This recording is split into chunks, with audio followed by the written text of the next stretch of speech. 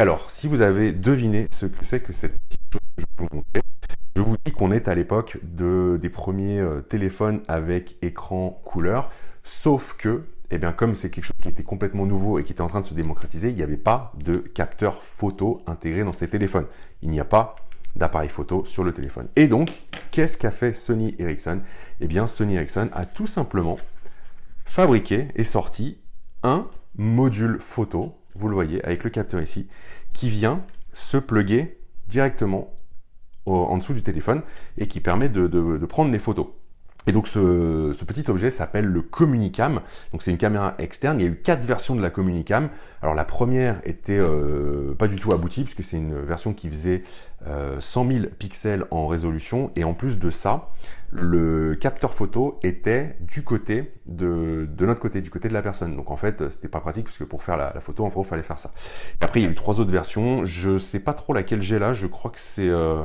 Alors les 3 autres versions font 300 000 pixels, ce qui n'est pas non plus énorme, mais ce qui était bien pour l'époque. Je sais plus laquelle c'est, je crois que c'est la 25.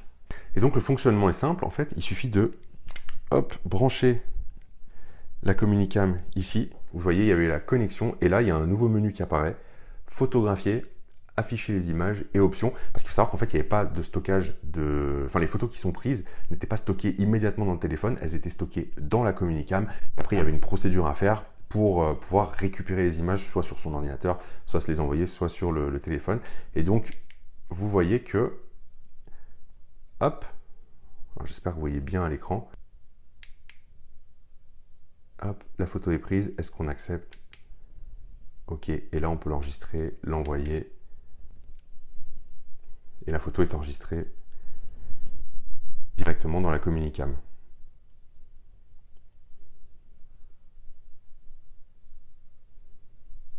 Vous voyez le temps que ça prend de faire l'enregistrement de l'image. C'est quand même un truc de fou. Fallait pas être pressé à l'époque. Hein. C'était clairement plus pour le gadget qu'autre chose parce que vu la résolution, il faut savoir qu'on est sur une résolution de 640 par 480 pixels en VGA. Ce qui était impressionnant pour un mobile. Hein. Il faut savoir que ce petit accessoire qui n'a l'air de rien comme ça coûtait quand même la bagatelle de 237 € de l'époque, ce qui fait 343 € actuels. Je ne sais pas si vous vous rendez compte, c'est un truc de dingue. Et Siemens proposait un accessoire du même type, similaire, sur son Siemens S55, qui était son premier téléphone couleur de l'époque et qui était son haut de gamme.